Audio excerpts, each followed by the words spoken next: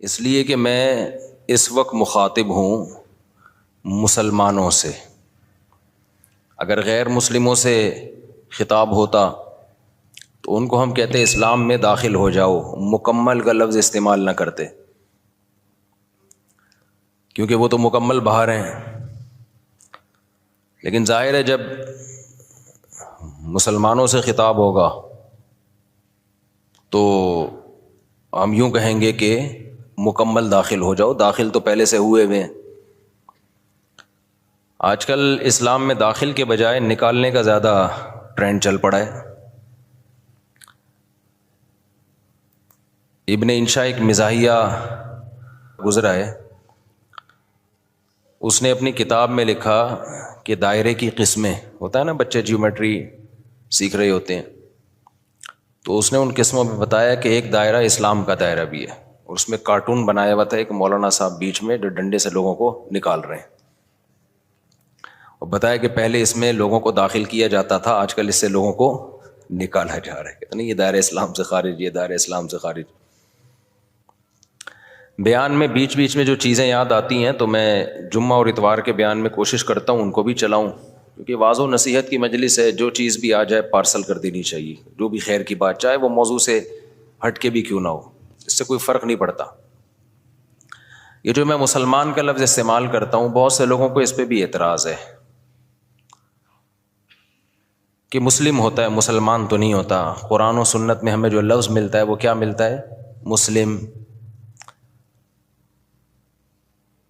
تو خوب سمجھ لیں الفاظ کے بکھیڑوں میں پڑھنے کی ضرورت نہیں ہے.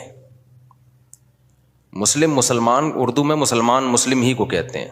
شاید یہ اس طرح سے وجود میں آیا ہے کہ فارسی میں مسلم مسلمان، جیسے طالب سے طالبان، جمع کا صیغہ جو ہے نا، طالب ایک طالب علم کو کہتے ہیں، طالبان بہت سارے طالب، تشنگان علم کہتے ہیں نا، جمع کا صیغہ ہے یہ فارسی میں. تو اردو میں فارسی بہت ہے، تو مسلم سے شاید مسلمان ہوگا، بہت سے مسلم یعنی مسلمز کو کہا جاتا ہوگا، تو پھر بن گیا مسلمان. تو اس میں کوئی کچھ ٹینشن لینے کا نہیں ہے. جیسے لفظ اللہ کو خدا کہہ دینے سے کوئی ٹینشن کی بات نہیں ہے، کوئی اتنے بڑا مسئلہ نہیں ہے. اللہ کو اللہ بھی کہہ سکتے ہیں، خدا بھی کہہ سکتے ہیں. فارسی میں خدا، گاڈ بھی کہہ سکتے ہیں انگلش میں. عمل میں مسلمان بالکل زیرو ہوتا جا رہا ہے، الفاظوں کے بکھیڑوں میں پڑا ہوا ہے. تو بار بار میں بات کہتا ہوں، فرقہ واریت ناموں کو دیکھ کے کہا جاتا ہے مختلف فرقے، ناموں کو ختم کرو، تو ناموں کو ختم کرنے میں ایک نیا فرقہ بنا لیتے ہیں. تو کسی بھی کوئی بھی چیز کی پہچان کچھ بھی بن جاتی ہے. لوگ اپنی آسانی کے لیے نا، زبان جو ہے نا، زبان لینگویج جسے کہتے ہیں ہم، یہ بالکل نیچرل وے میں وجود میں آتی ہے. اس میں آپ اگر کاٹ چھانٹ شروع کر دیں گے تو بہت بڑی مشکل ہو جائے گی. لوگ جب جس چیز کو جو نام دے دیں تو مان لینا چاہیے اس کو. اب یہ جو میں بار بار بتاتا ہوں، یہ میرا ٹاپک نہیں ہے، 2 منٹ میں بس اس کو سمیٹ کے آگے چلتے ہیں، کہ یہ جو دیوبندی، بریلوی، اہل حدیث اور فلانا، ڈمکانا، حنفی، شافی، یہ لوگوں کے دیے ہوئے نام ہیں. یہ غیر مسلم کے مقابلے میں نہیں ہے، یہ مسلمانوں کے آپس کے مقابلے میں ہے. اب جب ایک چیز ہوگی تو اس کو نام تو دیا جائے گا نا. مسلم کے مقابلے میں چاہے دیوبندی ہو، بریلوی ہو، شیعہ ہو، اہل حدیث ہو، جو بھی ہو، غیر مسلم کے مقابلے میں ہم سب کیا ہیں؟ مسلم ہیں. لیکن جب مسلمانوں میں مختلف مکتبہ فکر وجود میں آ گئے تو وہ ایک دوسرے سے فرق کیسے کریں گے؟ مسلم غیر مسلم سے کریں گے. اگر مسلم غیر مسلم سے کریں گے اس کا مطلب آپ دوسرے کو غیر مسلم مان رہے ہو. تو جب مختلف مکاتب فکر وجود میں آ گئے تو ان کا ایک دوسرے سے فرق کرنے کے لیے اسلام کے علاوہ کوئی اور نام دینا پڑے گا. ایک آسان سی مثال دے دیتا ہوں. ہندوستان میں فرقے نہیں تھے تو کچھ لوگ تیجا 40واں کرتے تھے، کچھ تیجا 40واں نہیں کرتے تھے. اب لوگوں نے تو فرق کرنا ہے نا، تو لوگوں نے اپنی آسانی کے لیے نام دے دیا کہ یار جو نہیں کرتے ان کا تعلق زیادہ تر دیوبند کے مدرسے سے ہے، تو لوگوں نے ان کو ہائی لائٹ کر دیا کس نام سے؟ دیوبندی کے نام سے. یہ پبلک کا دیا ہوا نام ہے. اور جو تیجے 40 میں کرتے تھے وہ ایک مکتبہ فکر تھا، ان کے پاس ان کے اپنے دلائل تھے، ان سے چاہے ہم متفق ہوں یا نہ ہوں، لیکن انہوں نے کچھ بنائے دلائل، ان کی رائے تھی.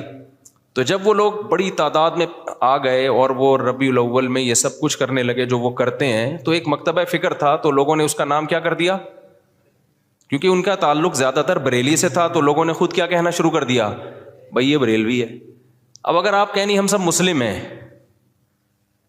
تو اس کا مطلب یہ ہوا کہ جو تیجے 40 میں نہیں کر رہے وہ بریلویوں سے فرق کے لیے لوگ ان کو نام دے مسلم، اس کا مطلب خود بخود مان لیا کہ جو تیجے کر رہے ہیں وہ غیر مسلم ہیں۔ اس سے فرقہ واریت کم ہوگی یا بڑھے گی؟ وہ کہے گا یار ہمیں تم نے غیر مسلم بنا دیا۔ تو مسلمانوں کے آپس میں جب ڈفرینس ہوگا نا تو اس میں فرق کے لیے یہی نام دیے جائیں گے۔ اب جو لوگ کہتے ہیں میں نہ دیوبندی نہ بریلوی نہ اہل حدیث نہ فلانا نہ ڈمکانا، تو ہم ان سے کہتے ہیں پھر آپ کا نظریہ کیا ہے، آپ کی سوچ کیا ہے؟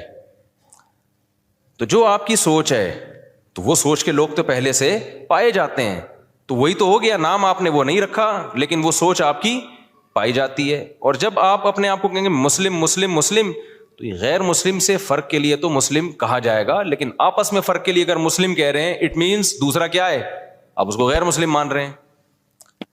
اور آسان کر دیتا ہوں پھر یہ چلتا ہوں آگے۔ یہ بہت زیادہ فرقے آج کل یہ لفظ بہت زیادہ چلایا جا رہا ہے، اس کے نام پہ فرقے کم نہیں ہو رہے، بنائے جا رہے ہیں، فیکٹریاں لگا دی ہیں فرقے بنانے کی۔ اب بہت سے لوگ کہتے ہیں ہمارا کوئی فرقہ نہیں ہے، حالانکہ اسلام میں سب سے پہلے 2 بڑے فرقے وجود میں آئے ہیں۔ یہ تو بعد کے ہیں نا، کسی نے بریلویت کا نام دے دیا، نام بعد میں آئے ہیں۔ یہ جو سوچ تھی وہ تو بہتوں کی ہمیشہ سے رہی ہے، جو نظریے تھے سب سے پہلے جو وجود میں آئے، جو آج تک قائم ہیں، ان کی بات کر رہا ہوں۔ وہ شیعہ اور سنی وجود میں آئے ہیں۔ شیعہ حضرات کا جو بیسک دعویٰ ہے پنج تن پاک، اہل بیت کو اور حضرت علی کو، دیگر اصحاب رسول پہ فضیلت دینا، ان کے اپنے اصول ہیں، وہ ان اصولوں پر عمل پیرا ہیں۔ وہ 2 نمازیں ہمیشہ اکٹھی پڑھتے ہیں، وہ 3 طلاق کو ایک بھی نہیں مانتے، کچھ ایک مانتے ہیں کچھ ایک بھی نہیں مانتے۔ حضرت عمر رضی اللہ تعالیٰ عنہ کے فیصلوں کو بالکل لفٹ نہیں کراتے، تبھی وہ متع کو بھی جائز سمجھتے ہیں۔ ان میں بڑے فرق تھے ان کے اندر اور سنیوں کے اندر۔ ان کا عقیدہ بھائی 11 امام ہیں، 12 امام ہیں، وہ امام کو بھی بہت زیادہ امام کو درجہ دیتے ہیں وہ۔ تو جو یہ عقیدوں کے حامل نہیں تھے، جن کا یہ عقیدہ تھا نہیں بھائی قرآن حدیث اور صحابہ، خلفائے راشدین کو بھی ویلیو دینی ہے، تمام صحابہ کو ماننا ہے، ہر نماز اپنے ٹائم پہ پڑھنی ہے۔ سفر میں تو اختلاف ہے اہل سنت والجماعت میں آپس میں، لیکن جب حضر میں ہوں گے تو ہر نماز اپنے ٹائم پہ ہوگی۔ متع حلال نہیں ہے، 3 طلاقیں 3 ہوتی ہیں۔ تو جن کا یہ کانسیپٹ تھا ان کو کیا کہا جانے لگا، اہل سنت والجماعت۔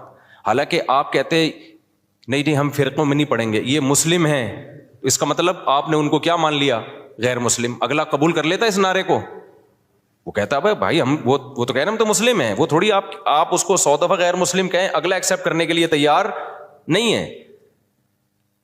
تو علماء نے کیا کیا بھائی ٹینشن سے بچنے کے لیے کہ بھائی 2 مکاتب فکر ہیں، ایک کو اہل سنت والجماعت کہا جاتا ہے اور ایک کو شیعہ کہا جاتا ہے۔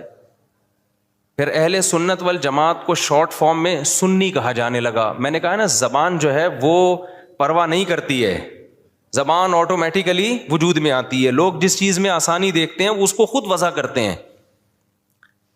جو زبان کے الفاظ ہیں ان کو وضع کسی ادارے میں نہیں کیا جاتا، وہ آٹومیٹیکلی لوگوں کی زبان پہ۔ ابھی آج کے نا پروگرام تو بڑھ گیا، چل رہا ہے نا مارکیٹ میں، اب یہ کسی نے بیٹھ کے بنایا ہے، اب ہر جگہ یہ وڑ گیا کا لفظ، اب اصل وڑ گیا کہ جو بھی مطلب ہوں، اصل وڑ گیا۔ مجھے کل کسی نے کہا یہ وڑ گیا بہت برا لفظ ہے، اس کا تو یہ مطلب ہے، اس کا تو وہ مطلب ہے، یہ وڑ گیا کا لفظ۔ میں نے کہا جو بھی مطلب ہے ابھی یہ نہیں ہے، ابھی وہ مطلب ہے جو مارکیٹ میں چل رہا ہے۔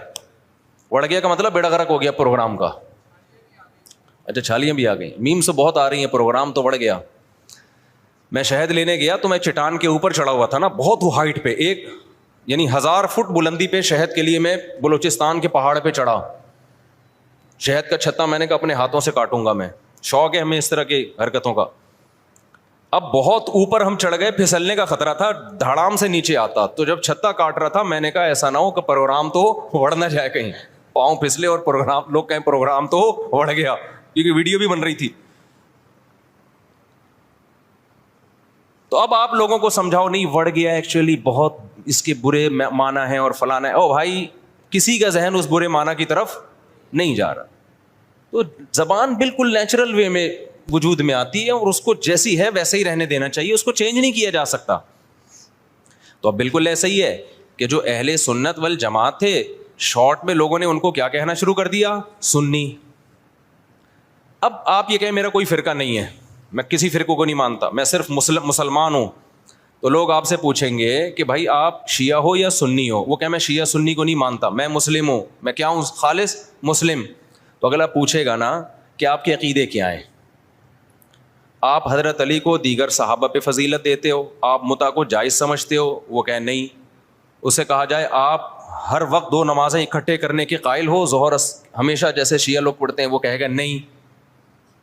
تو اسی کو تو سنی کہا جاتا ہے جو یہ کام نہیں کرتے.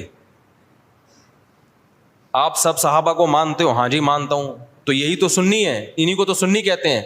کہ نہیں میں سنی نہیں, میں مسلم ہوں. تو بھائی جو عقیدے آپ کے ہیں ان شارٹ اس کو سنی کہا جاتا ہے. تو اس میں کیا تکلف ہے منہ سے پھوٹ دو کہ میں سنی ہوں؟ مان رہے ہو انہی عقیدوں کو, تو اسی کے تو لوگوں نے آسانی کے لیے ان شارٹ کیا کہنا شروع کر دیا, سنی کہنا شروع کر دیا. اب آپ اس لیے نہیں کہہ رہے اپنے آپ کو سنی کہ میں فرقے کی چھاپ نہیں لگانا چاہتا. بھائی چھاپ لگانا چاہو یا نہیں چاہو, پبلک جو ان عقیدوں کا حامل ہوتا ہے پبلک اس کو سنی ہی سمجھتی ہے. تو آپ بول دو میں سنی ہوں, کچھ نہیں ہوتا اس سے, کوئی قیامت نہیں آ جائے گی. ایسے موقع پہ بلا وجہ نہیں چیختے پھرو کہ میں سنی ہوں, میں فلانا ہوں, میں ڈمکانا ہوں, میں یوں ہوں. جب ضرورت پڑے تو کہا جا رہا ہے نا, بلا وجہ تھوڑی ہائی لائٹ کیا جا رہا ہے. اور آسان مثال,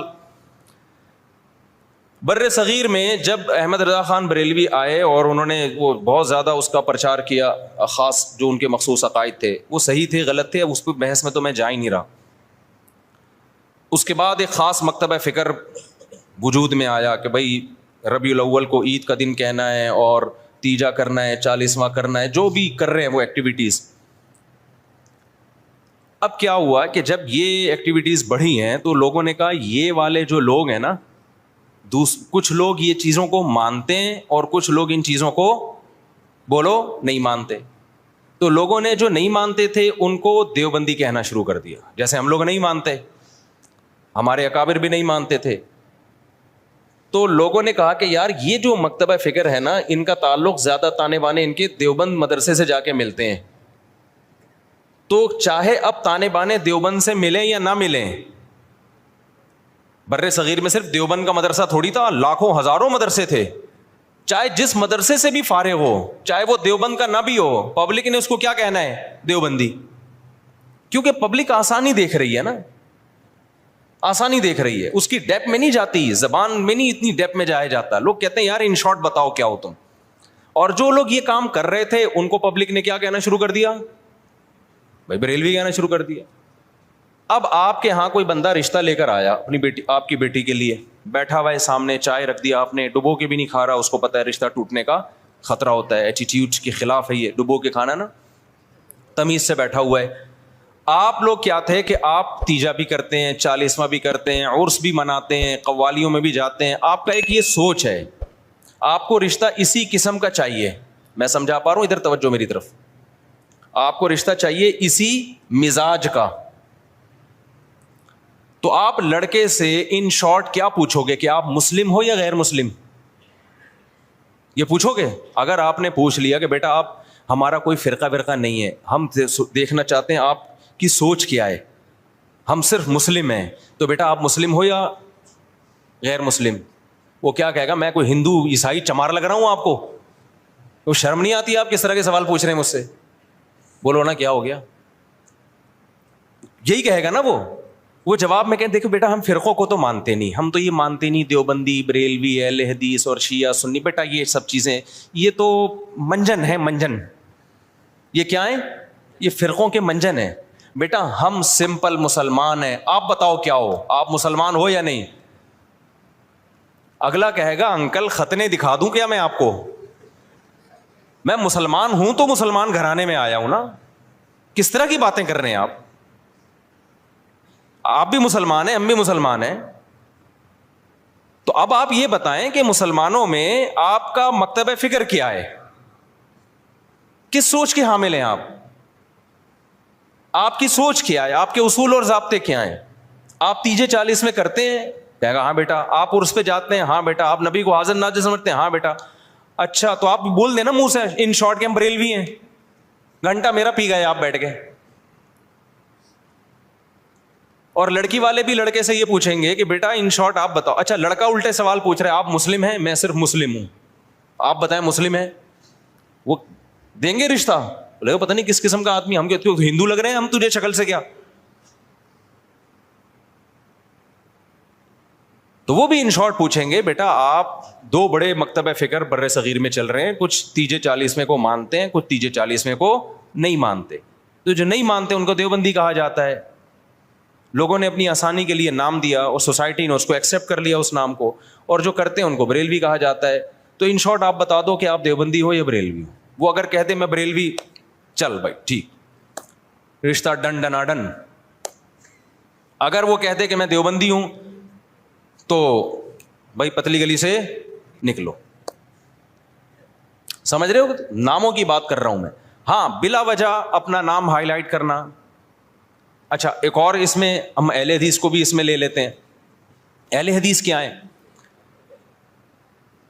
جب شیعہ سنی دو فرقے بڑے وجود میں آئے, جن کا ابھی تک فرقے تو بہت سارے بنے تھے, بہت سارے تو ختم ہی ہو گئے, کیونکہ جو باطل چیزیں زیادہ پنپتی نہیں ہے, اور پنپتی بھی ہے تو ایک جگہ قائم نہیں رہتی.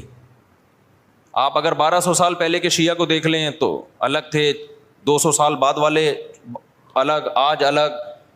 تو وہ بہت یعنی ایک جگہ نہیں. آپ اہل سنت والجماعت کو دیکھیں گے نا تو جو 1200-1300 سال پہلے تھے آج بھی اسی ٹریک پر ہیں وہ. خاص طور پر جو ان چاروں مکاتب فکر کو فالو کرتے ہیں, حنفی, مالکی, شافعی, حنبلی, ان کے اصول 1300 سال پہلے لکھ لیے گئے تھے, مسائل بھی لکھ لیے گئے تھے, تو اب اس سے ہٹتے نہیں ہیں یہ.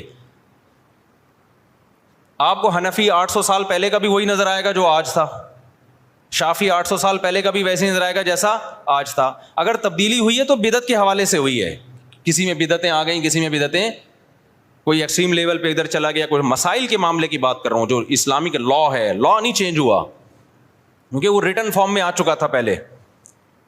تو اب میں عرض کر رہا تھا کہ دو فرقے بڑے وجود میں آ گئے. ایک کو کیا کہا جاتا تھا؟ شیعہ. ایک کو کیا کہا جاتا تھا؟ سنی.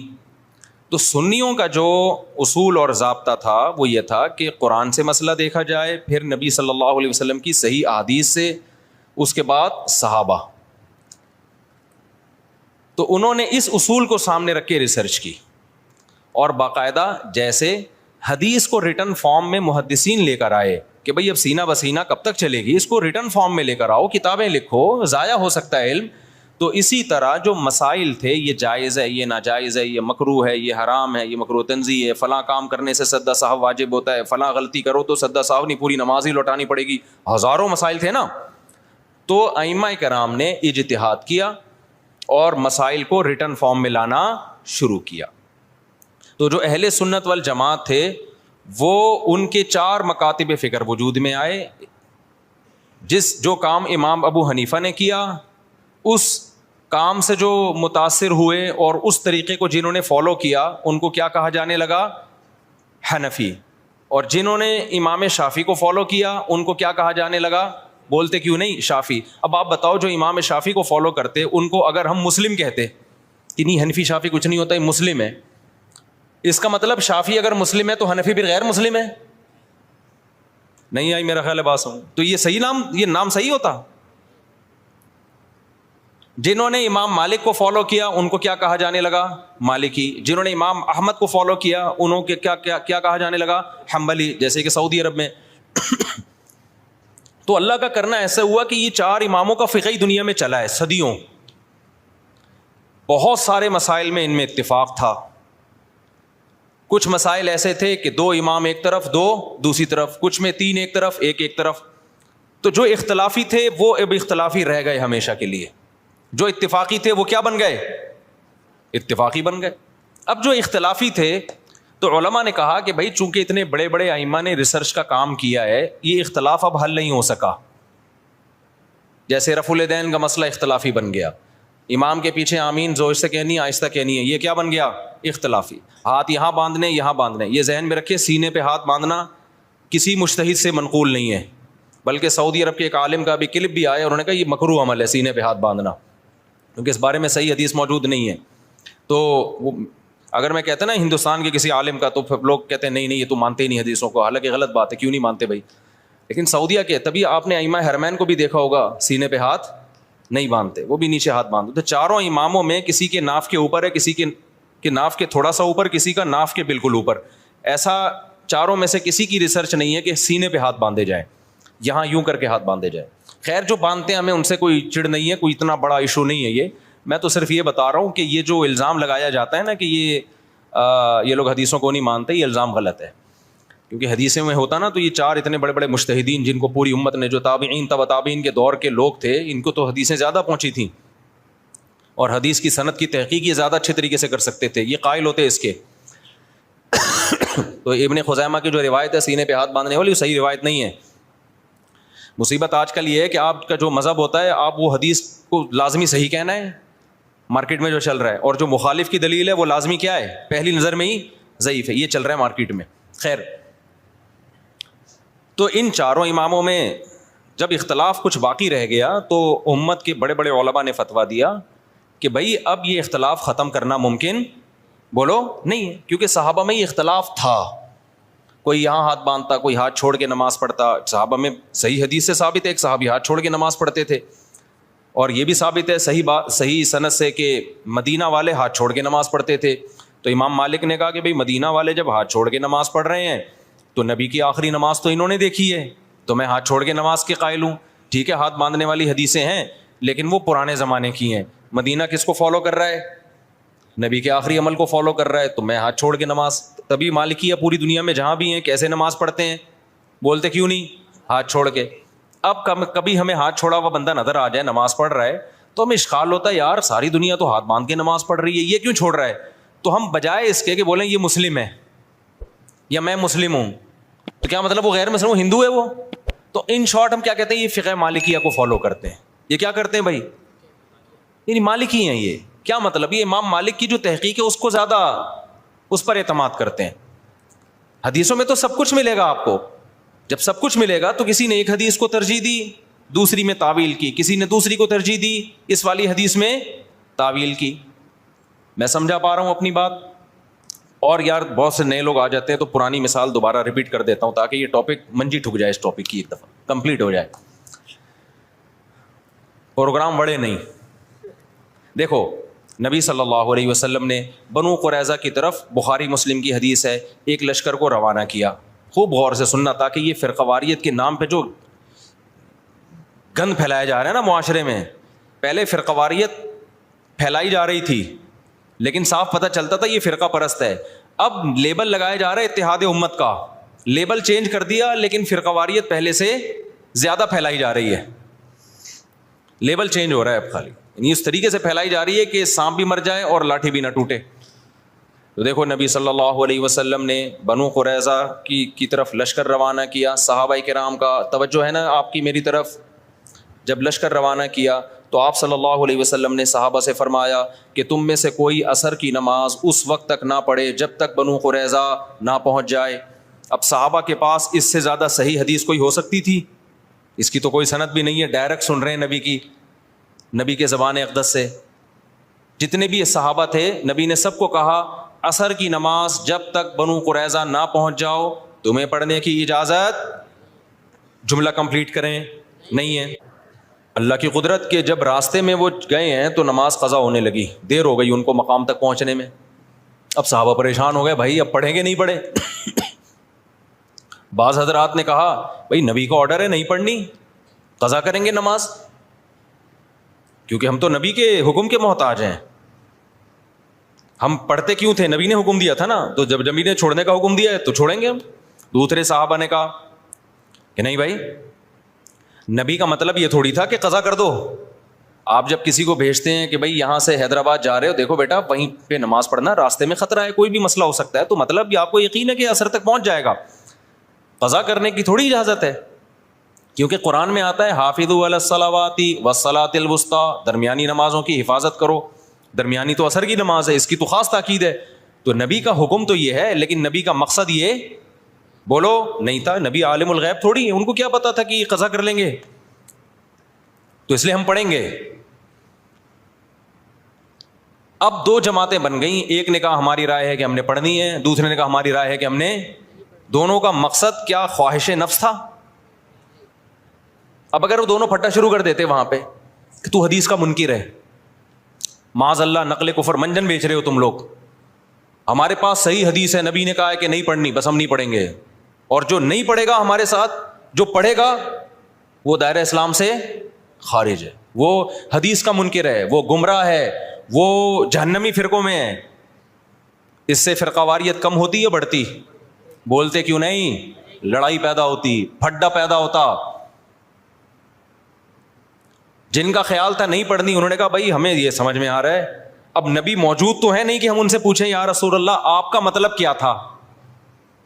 رابطہ بھی نہیں ہے, کوئی فون بھی نہیں تھا اس زمانے میں. دوسرے فریق نے کہا بھائی ہمیں تو یہی لگ رہا ہے کہ نبی کا یہ مفہوم نہیں تھا, وہ تو ہمیں آسانی کے لیے نبی نے حکم دیا تھا, راستے میں خطرات ہوتے ہیں, اب قضا تھوڑی ہو سکتی ہے, ہمیشہ پڑھی ہے بھائی, تو آج بھی پڑھیں گے ہم. انہوں نے پڑھ لی. اب انہوں نے نہیں پڑھنے والوں کو یہ نہیں کہا کہ تم تو مطلب ہی نہیں سمجھتے حدیثوں کا, تمہارے مطلب کھوپڑی میں سینس. آج کل فروعی مسائل میں اسی طرح چیلنج کیا جاتا ہے نا, جب فروعی مسائل میں اختلاف کو ذکر کیا جاتا ہے تو مذہبی اسکالر کا ایٹیٹیوڈ یہی ہوتا ہے, بدتمیزی والا. تو صحابہ میں سے جن کا خیال تھا پڑھنی چاہیے پڑھ لی, جن کا خیال تھا نہیں پڑھنی چاہیے نہیں پڑھی. دو مکتب فکر وجود میں آ گئے کہ نہیں آ گئے اس لحاظ سے وقتی طور پہ. اچھا, دونوں نے ایک دوسرے کے پیچھے نمازیں بھی نہیں پڑھی,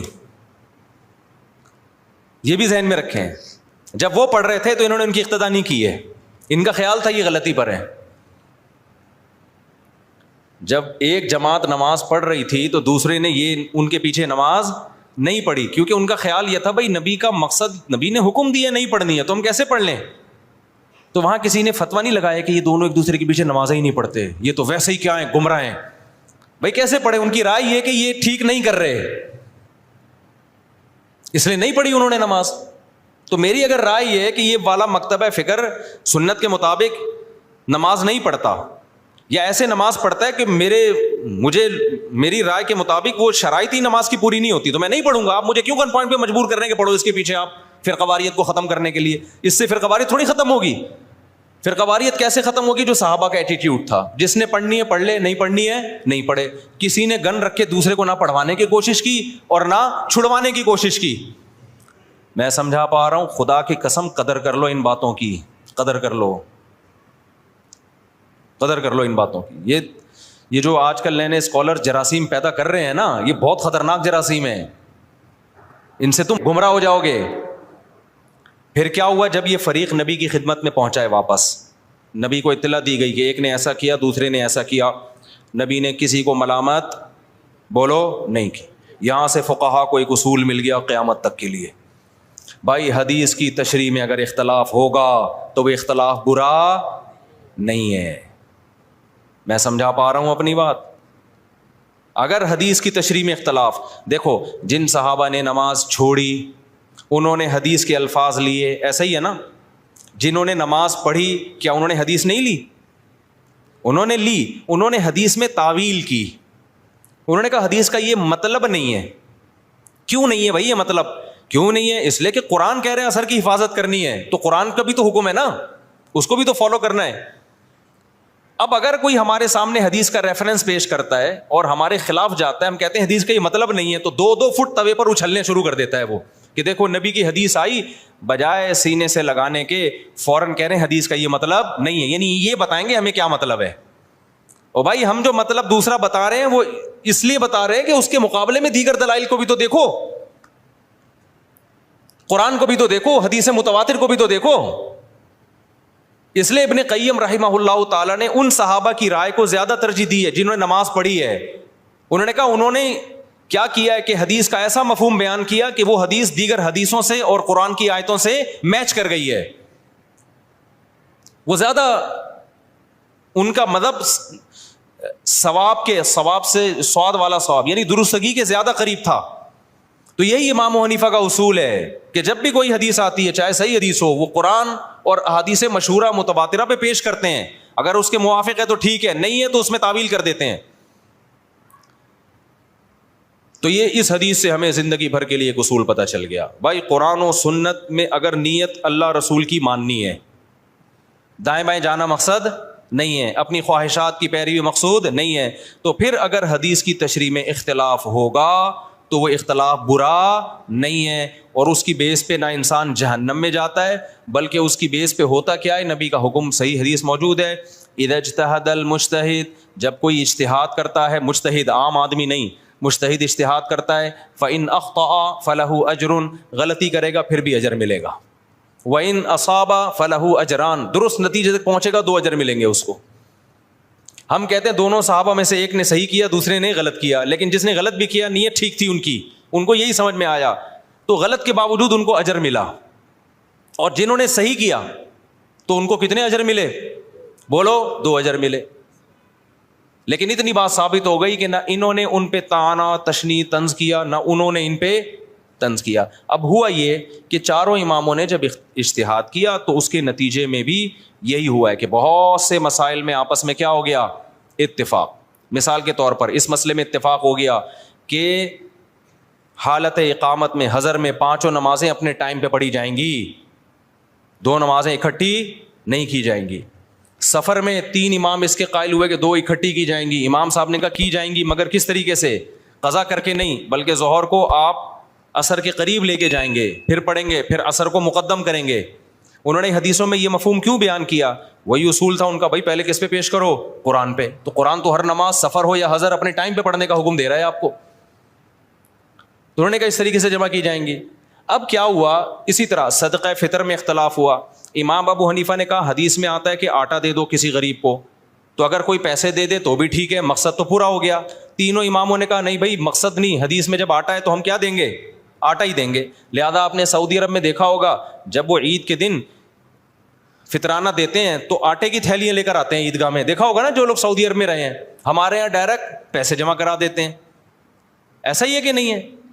اب کیا ہوا, امام شافعی کی رائے ہوئی کہ بھئی ہاتھ یہاں باندھے جائیں, امام حنیفہ کی رائے ہوئی ہاتھ یہاں باندھے جائیں, امام مالک کی رائے ہوئی کہ ہاتھ چھوڑ دیے جائیں. تو یہ سب چیزیں حدیثوں میں ہمیں ملتی ہیں.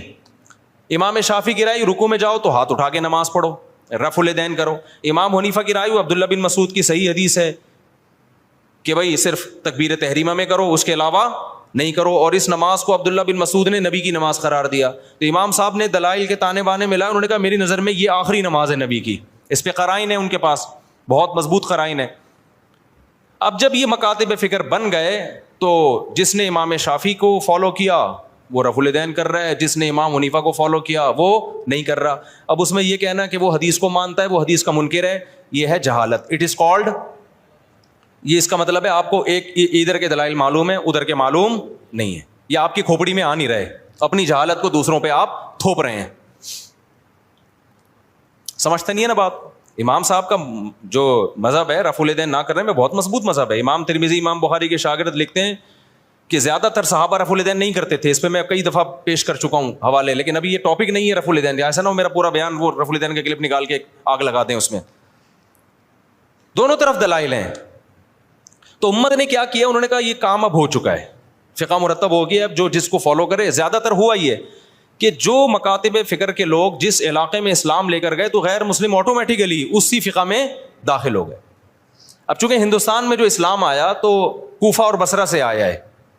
کوفہ بصرہ میں عبداللہ بن مسعود اور علی کے شاگرد رضی اللہ عنہ کے زیادہ شاگرد تھے, وہ اسلامی خلافت کا ذریعہ تھا. تو وہاں سے اسلام دنیا بھر میں پھیلا, پورا ہندوستان.